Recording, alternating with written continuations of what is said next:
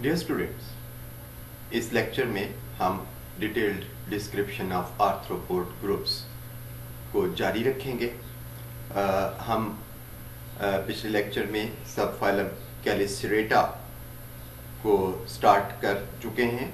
उसके हमने करैक्टर्स देखे, हमने उसकी क्लासिफिकेशन देखी, उसकी एक क्लास मीरोस्टोमेटा को हमने डिटेल में डिस्कस कर लिया था।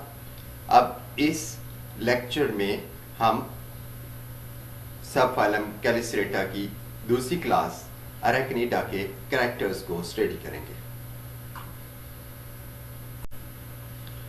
क्लास अरेक्निडा, ये जो लफ्ज़ है अरेक्निडा, ये ग्रीक वर्ड अरेक्ने से निकला है, जिसका मतलब स्पाइडर होता है।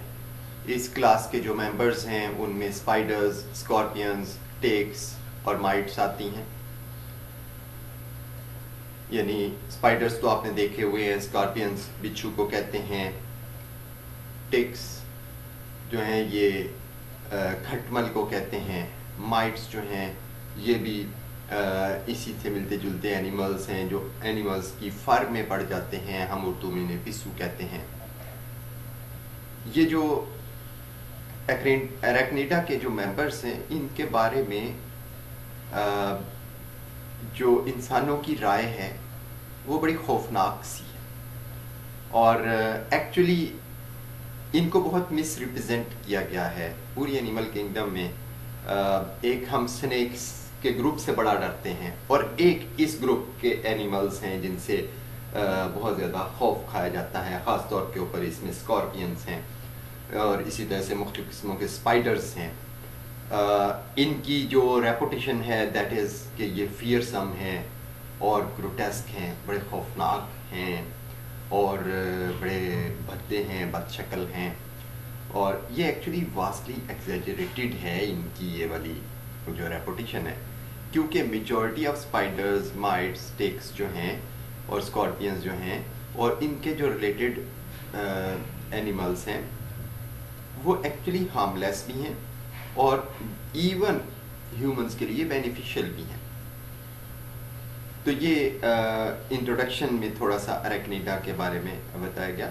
अब अगली बात अरेक्निडा की एवोल्यूशन की बात आती है, तो ये इवॉल्व हुए थे यूरोप्टेरिड्स से, जो कि अब एक एक्सटिंक्ट ग्रुप है, और ये ज़मीन के ऊपर खुश्क इन्वायरमेंट में जो अर्ली इनहेबिटेंट्स रहे हैं उनमें से एक ये ग्रुप भी है।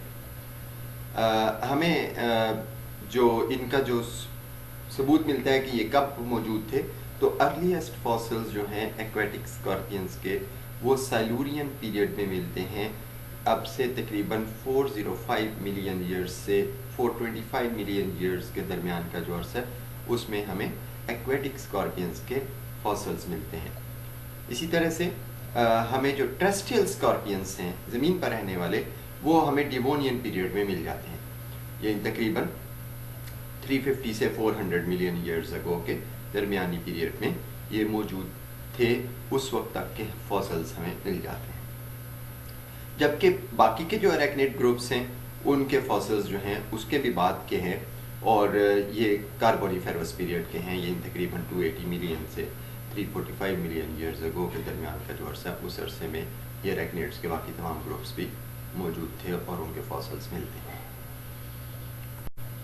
अरेक्निड्स के करैक्टर्स में चलते हैं, तो सबसे पहले इनके फीडिंग और डाइजेस्टिव सिस्टम को देखते हैं। तो ज़्यादातर जो अरेक्निड्स हैं वो कार्निवोर्स हैं। इनका जो शिकार करने का तरीक़ाकार है वो ज़रा एनिमल किंगडम में बड़ा मुख्तलिफ किस्म का है। ये दो तरीके इख्तियार करते हैं। पहले तरीके में ये अपने शिकार को, जो कि आम तौर के ऊपर दूसरे स्मॉल आर्थ्रोपोड्स होते हैं, उनको अपने कैलिसी की मदद से होल्ड करते हैं, पकड़ते हैं, और फिर अपने गट ट्रैक से इंजाइम्स को निकाल के इन अपने प्रे के ऊपर जो है वो पोर करते हैं। नतीजा ये होता है कि जो इनका प्रे है वो बॉडी से बाहर रहते हुए ही पार्शली डाइजेस्ट हो जाता है और उसको फिर ये अपने माउथ में ले जाते हैं। तो पार्शली डाइजेस्टेड फूड को माउथ में ले जाते हैं। दूसरा इनका तरीका ये है कि कुछ अरेक्निड्स जो हैं वो इंजाइम्स को प्रे की बॉडी के अंदर इंजेक्ट करते हैं। इंजेक्ट करने के लिए इनके जो हालो कैलिसरी हैं वो हेल्प करते हैं। ये वाला तरीका स्पाइडर्स यूज़ करते हैं। और फिर जब उनकी बॉडी के अंदर जब इंजाइम इंजेक्ट कर देते हैं तो इंजाइम उनको अंदर से उनके टिश्यूज़ को डाइजेस्ट कर देते हैं और ये जो पार्शली डाइजेस्टेड फूड होती है उसको फिर सक कर लेते हैं। इनका डाइजेस्टिव सिस्टम जब हम देखते हैं तो इनका जो गट ट्रैक है उसके 3 रीजन्स हैं।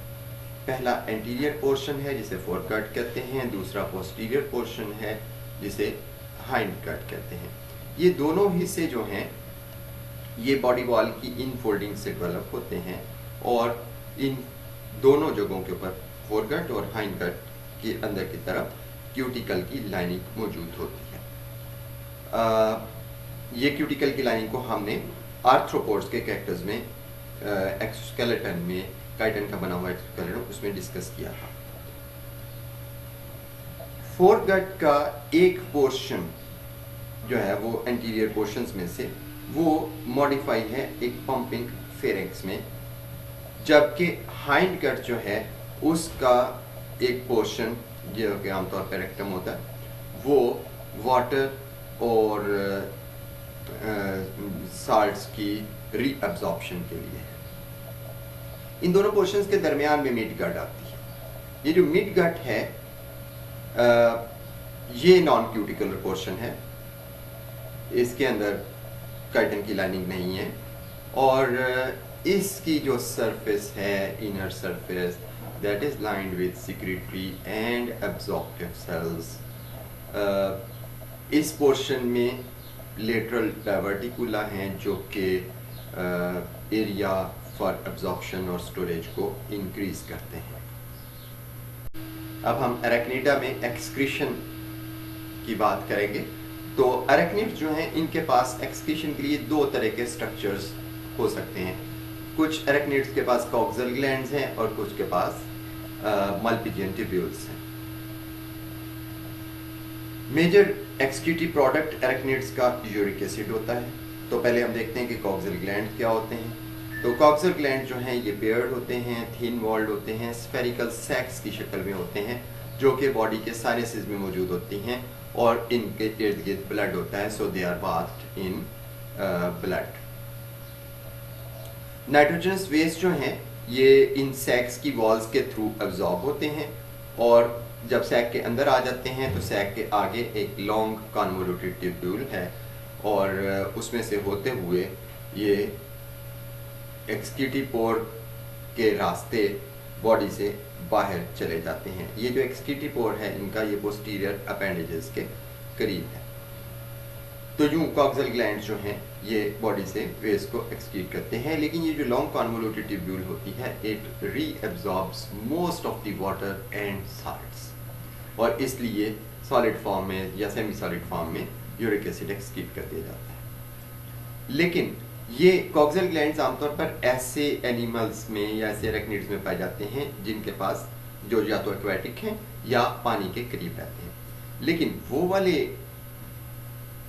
अरेक्निड्स जो कि बिल्कुल ड्राई इन्वायरमेंट्स में रहते हैं उनके पास मल्पीजियन ट्यूब्यूल्स होती हैं। तो मल्पीजियन ट्यूब्यूल्स जो होती हैं ये गट ट्रैक के साथ एसोसिएटेड ऐसी ट्यूब्यूल्स हैं जो कि ब्लाइंड एंडिंग हैं और ये मिड गट और हाइंड गट के जंक्चर पर मौजूद होती है। जहाँ पर मिड गट और हाइंड गट आपस में मिलती हैं उस जगह पर बहुत सारे डाइवर्टिकुला हैं, बाहर निकलने वाली ब्रांचेस हैं जो कि ब्लाइंड एंडिंग है। ये दूसरी तरफ से ये बंद है, एक तरफ से ये गट ट्रैक के अंदर ओपन होती है।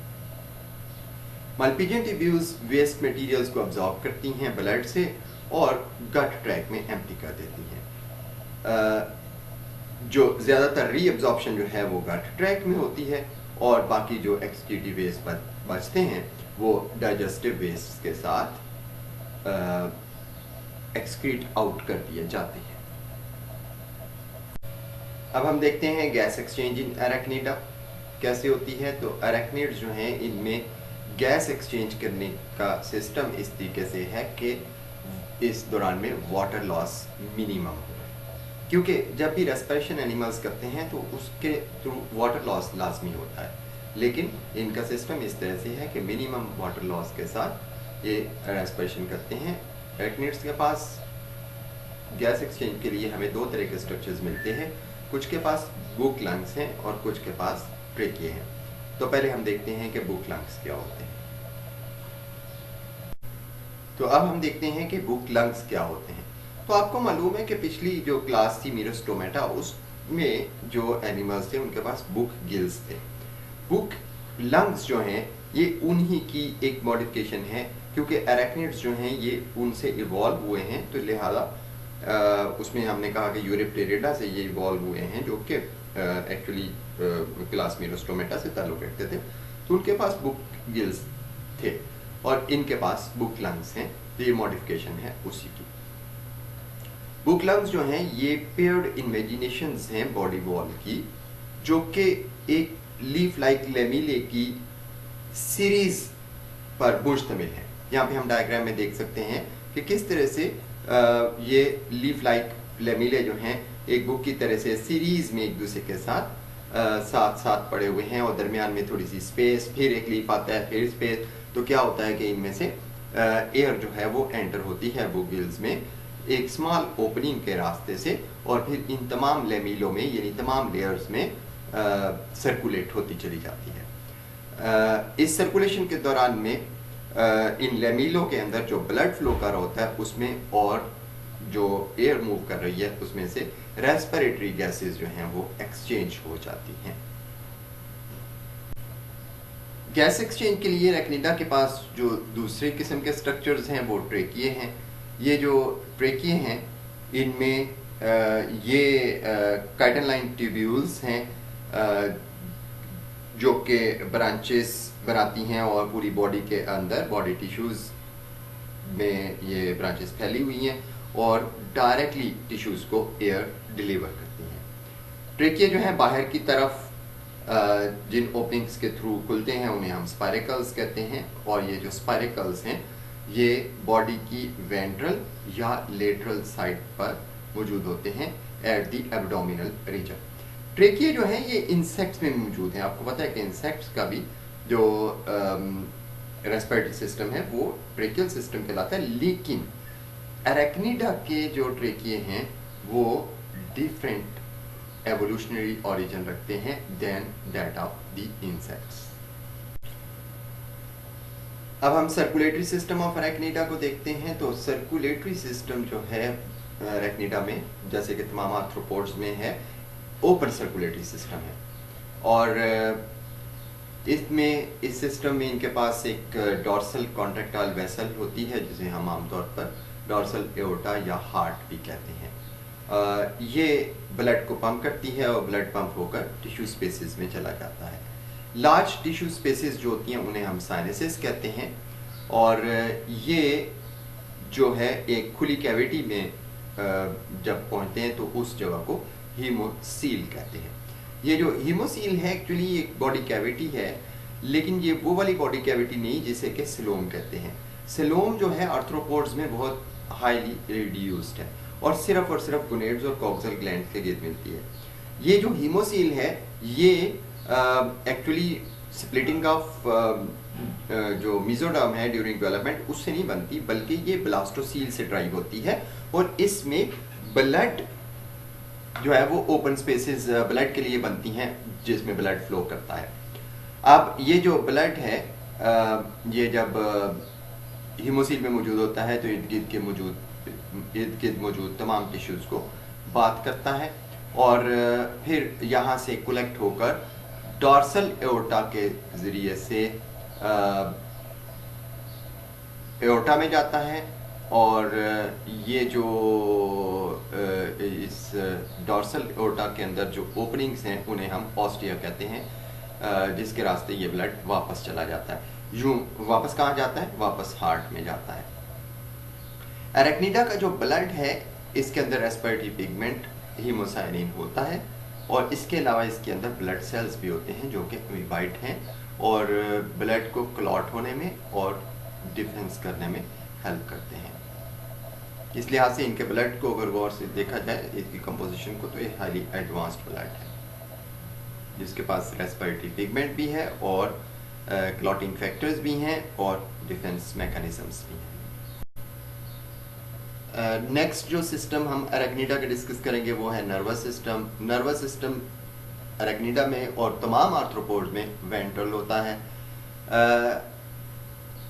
ज़्यादातर अरेक्निड्स में स्वाय स्कॉर्पियंस के, बाकी तमाम अरेक्निड्स में नर्वस सिस्टम जो है ये फ्यूजन ऑफ गैंग्लिया उसमें पाई जाती है और उसके नतीजे में सेंट्रल नर्वस सिस्टम बनता है। स्कॉर्पियंस में गैंग्लिया फ्यूज नहीं हुए, बल्कि बॉडी के अंदर मुख्तलिफ जगहों पर कई गैंग्लिया मौजूद हैं। अब हम सेंसरी स्ट्रक्चर्स की बात करते हैं जो नर्वस सिस्टम जिनके थ्रू ऑपरेट कर रहा होता है। तो ये जो अरेक्निड्स हैं इनके पास वैरायटी ऑफ सेंसरी स्ट्रक्चर्स हैं। जो मेन स्ट्रक्चर्स हैं उनकी हम बात कर लेते हैं। एक तो इनके पास सेंसीला हैं, दूसरे इनके पास वाइब्रेशन रिसेप्टर्स हैं, फिर इनके पास कीमो रिसेप्टर्स हैं जो केमिकल सेंस के लिए हैं, और फिर फोटो रिसेप्टर्स हैं जो कि आइस कहलाती हैं। सेंसी स्ट्रक्चर्स को हम डिटेल में देखते हैं तो सबसे पहले सेंसीला आते हैं। सेंसीला बड़ी इंपॉर्टेंस रखते हैं, इनकी हम डेफिनेशन करते हैं। तो बहुत सारे जो मैकेनो रिसेप्टर्स हैं और कीमो रिसेप्टर्स हैं ये जो इनके पास पाए जाते हैं, तो ये एक्चुअली एक्सोस्केलेटन की मॉडिफिकेशंस हैं। मुख्तलिफ मॉडिफिकेशंस में एक्सोस्केलेटन कहीं से बाहर की तरफ प्रोजेक्ट हुआ है, कहीं पर इसके अंदर पोर्स हैं या स्लिट्स हैं, और इसके इस तरह के जो पोर्स, प्रोजेक्शंस और स्लिट्स हैं उनके साथ एक्चुअली सेंसरी और एसेसरी सेल्स एसोसिएटेड हैं। ये जो इस तरह के जो स्ट्रक्चर्स बनते हैं पोर और उसके साथ एसोसिएटेड सेंसरी और एसेसरी सेल्स, ये मिलकर एक्चुअली सेंसरी रिसेप्टर्स बना रहे होते हैं जिन्हें हम सेंसीला कहते हैं। इस तरह के कई तरह के सेंसीला मौजूद होते हैं। उनमें एक एग्जांपल आती है सीटी की। ये जो सीटी हैं ये हेयर लाइक क्यूटिकुलर सेंसीला हैं। बाल की तरह से थोड़ा सा हिस्सा बाहर को निकला होगा, और ये एक्सोस्केलेटन की मॉडिफिकेशंस हैं, और ये एक्सोस्केलेटन के अंदर एक छोटी सी मेम्ब्रेनस सॉकेट बनी हुई है, उसके अंदर ये सीटी पाए जाते हैं। जो ही कोई सीटी हिलता है यानी डिस्प्लेस होता है तो उसके नतीजे में एक नर्व इम्पल्स जनरेट होती है। उसके साथ जो एसोसिएटेड नर्व सेल है उसमें नर्व इम्पल्स जनरेट होती है जो कि फिर सेंट्रल नर्वस सिस्टम की तरफ मैसेज को ले जाती है।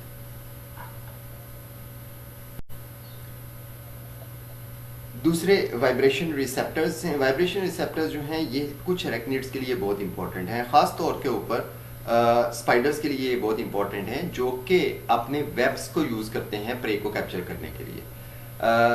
वाइब्रेशन रिसेप्टर्स की मदद से ये अपने वेब के अंदर कैप्चर होने वाले इंसेक्ट के साइज और उसकी लोकेशन यानी पोजीशन वेब के ऊपर कहाँ पे है वो, ये वाइब्रेशन के ज़रिए से इनको पता लग जाता है। और ये इसलिए सेंसरी रिसेप्टर्स हैं कि वाइब्रेशन की मदद से इनको मालूम होता है कि हमारे वेब के ऊपर किस जगह पर कौन से साइज़ का इंसेक्ट कैप्चर हुआ है।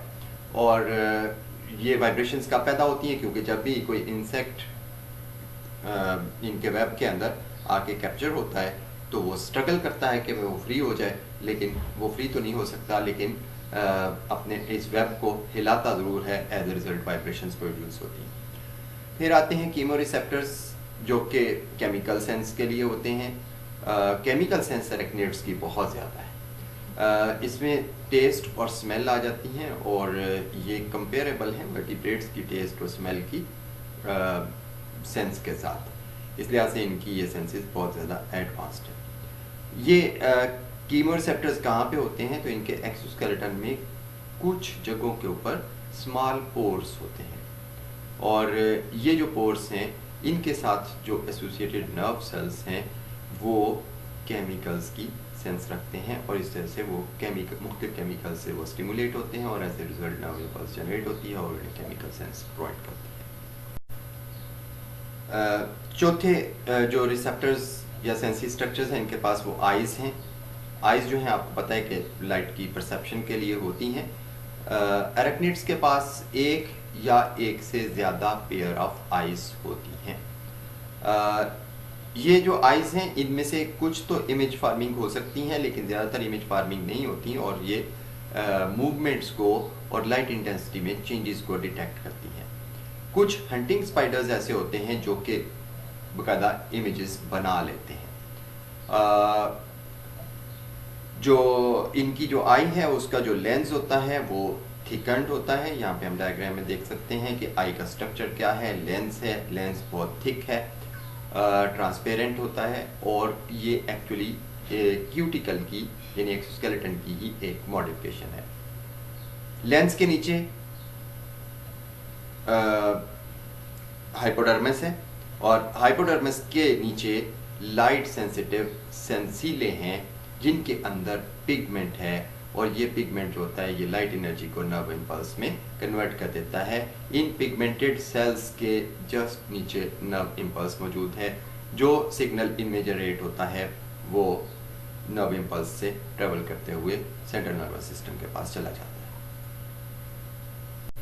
अब हम देखते हैं एरेक्निडा में रिप्रोडक्शन। तो एरेक्निड्स जो हैं ये डायोशियस होते हैं। Ventral side of the body के ऊपर सेकंड एब्डोमिनल सेगमेंट के करीब पेयर्ड जेनिटल ओपनिंग्स मौजूद होती हैं। इनसे स्पर्म भी निकलते हैं, इन्हीं जगहों से एग्स भी निकलते हैं। स्पर्म जो हैं ये डायरेक्ट ट्रांसफ़र तो नहीं किए जाते फीमेल को, यूजुअली इनडायरेक्ट स्पर्म ट्रांसफ़र की जाती है।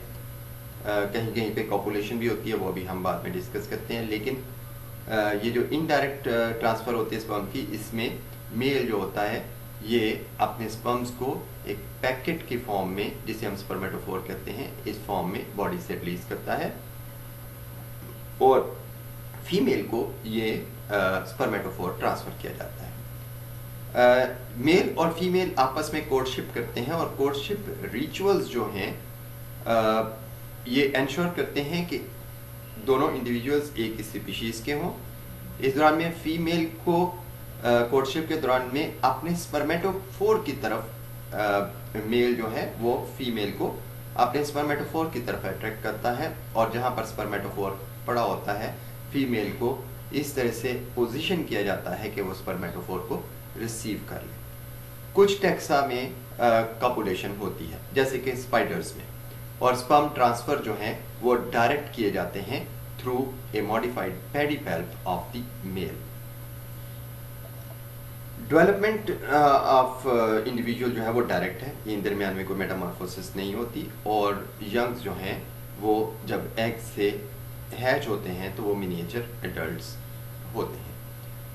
बहुत सारे एरेक्निड्स जो हैं वो अपने डेवलपिंग एग्स को तो टेंड करते हैं, और उसके बाद जब यंग्स प्रोड्यूस हो जाते हैं तो उनकी भी केयर करते हैं, तो ये टेंडिंग कहलाती है। और ज़्यादातर एरेक्निड्स जो हैं वो अपने डेवलपिंग एग्स को और यंग्स को डेवलपमेंट के बाद टेंड करते हैं।